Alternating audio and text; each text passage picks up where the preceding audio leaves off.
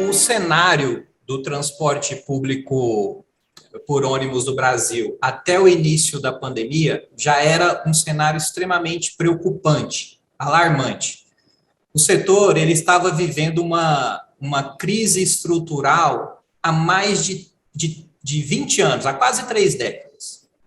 A gente vinha suportando isso,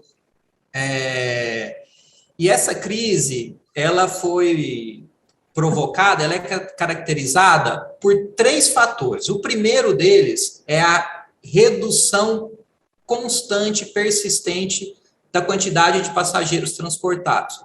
Então, nós temos um acompanhamento aqui no nível nacional.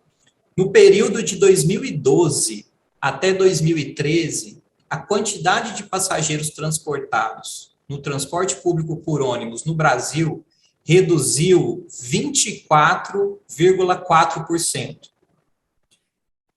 No período seguinte, num período menor de 7 anos, de 2013 até 2019, essa redução de demanda, ela se intensificou. E ela atingiu aí 26,6%. Então, o setor, o transporte público por ônibus, em um período de aproximadamente 30 anos, perdeu metade da demanda de passageiros transportados. Isso no Brasil como um todo.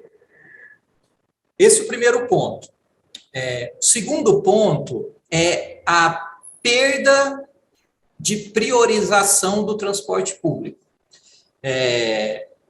Nós assistimos aí muito passivamente, nas últimas décadas, incentivos e mais incentivos para que as pessoas buscassem o automóvel, a motocicleta como meio de deslocamento. Então, isso provocou um aumento muito significativo da frota de automóveis e da frota de motocicletas nas cidades brasileiras. Ao mesmo tempo, isso não foi acompanhado por uma política de priorização do transporte público no nível nacional. Então, o nível de priorização do transporte público por ônibus, ele é muito pequeno. Nós temos aqui a informação na NTU que em todas as cidades do Brasil que existe alguma iniciativa de priorização, faixa exclusiva, corredor de ônibus, sistema BRT, isso somado não chega a 1.200 quilômetros em todo o país. É muito pouco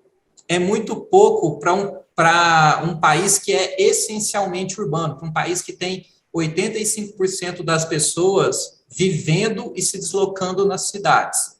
Então, esse foi um outro ponto que contribuiu para essa crise estrutural. O terceiro ponto é o aumento dos custos dos principais insumos do setor.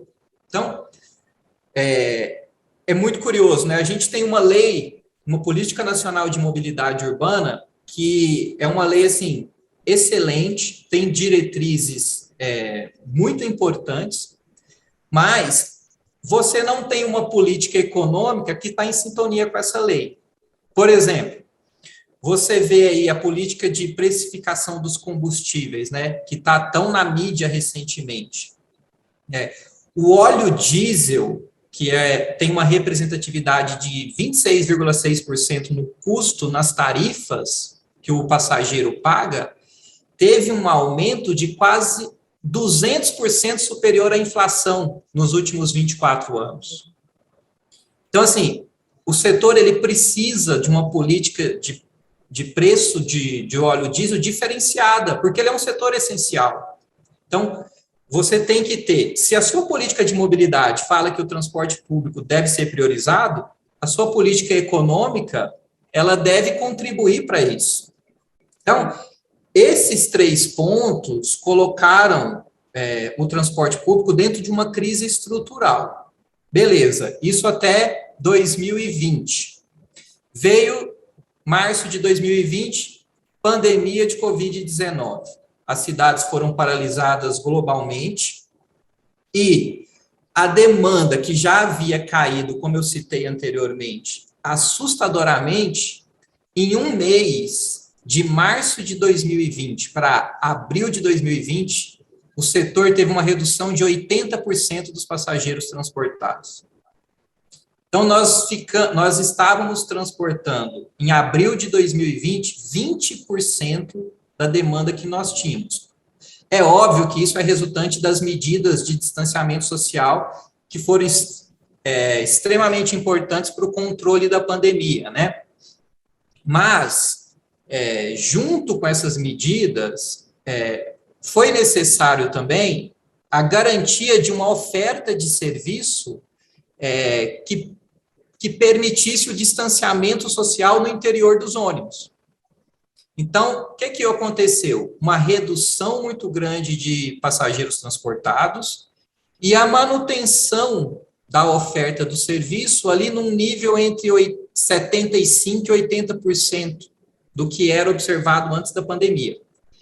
E como a receita do setor de custeio da oferta de serviço, ela vem basicamente da receita tarifária que o usuário paga, isso gerou um prejuízo muito grande.